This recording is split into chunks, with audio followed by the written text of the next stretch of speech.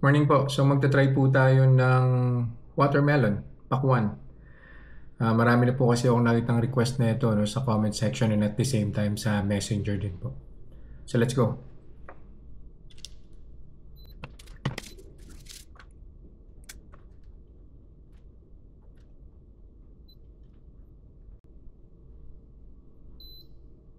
Yan.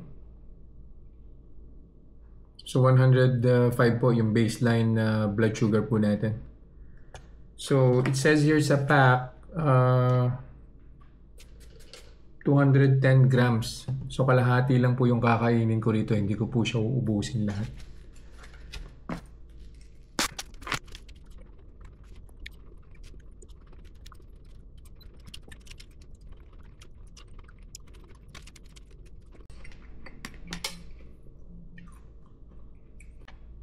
First hour. So kuha na po tayo ng blood sugar.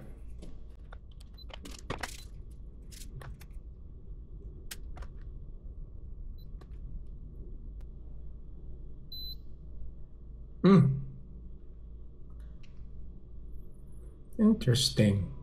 104. So, ibig sabihin wala pong blood sugar spike si watermelon on the first hour. So, balik po ulit ako on the second hour to get the final blood sugar reading. Second hour na po. So, final blood sugar reading na po tayo.